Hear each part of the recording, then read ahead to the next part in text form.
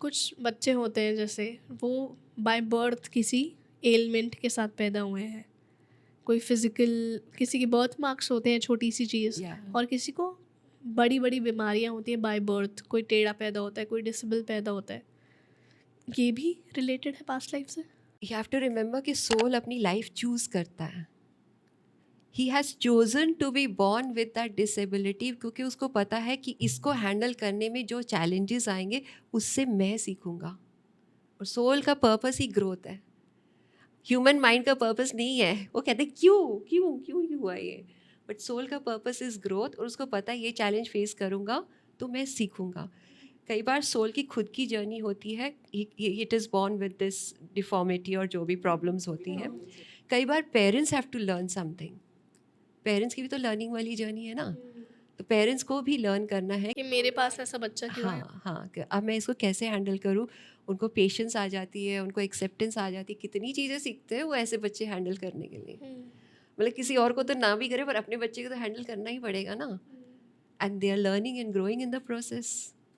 So they've also chosen to have such a child. And when you neglect this such a choice, because मैंने कल परसों एक news पढ़ी, this was the most horrific and horrible news I have heard.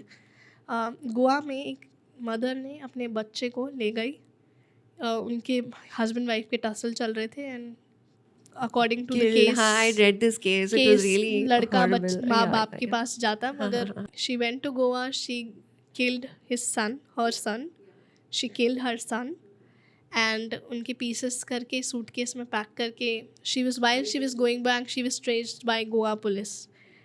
And how do I even believe this kind of news. But उस topic पे वापस आते हैं. इस मदर ने कोशिश की जो उसको दिया गया, बहुत सारी चीज़ें हो सकती है. It could be just that जो एजिटेशन यहाँ वाली जो उसमें गुस्सा भरा हुआ था उसकी वजह से कर लिया. पास्ट लाइफ का भी कनेक्शन हो सकता है. आई मीन जब कोई कर्मा उस, जैसे अगर कोई बच्चा ऐसे डिसेबिलिटी के साथ पैदा हुआ है, वो उसका कर्मा है, वो ऐसे पैदा हुआ है. पेरेंट्स जिनके घर वो पैदा हुआ है, वो उनका कर्मा है कि उनके घर पे ऐसा बच्चा पैदा हुआ है. जी. अगर पेरेंट्स डिनाई करें कि मुझे इस बच्चे को नहीं चाहिए, ठीक है, अब तो पैदा हो गया है, तो मोस्टली यू एक्सेप्ट इट. कोई पेरेंट अपने बच्चे को नहीं फेंकता, but we heard cases, we are living in Kalyug, that babies को फेंक देते हैं जब अर्ली डायग्नोसिस हो जाता है कि ये तो डिसेबल बच्चे हैं, तो फेंक देते हैं. उन्होंने उस कर्मा को एक्सेप्ट करने से मना कर दिया, तो तब क्या होगा. अगेन पास्ट का भी कुछ कर्मा हो सकता है. May be that child did the same thing with one of the parents और विद द पेरेंट्स. कुछ भी हो सकता है in a past life. Path has been chosen by the souls. पहले उनके आने से पहले ही सारा पाथ डिलीनिएट हो चुका है. उन्होंने चूज़ कर रखा हुआ है.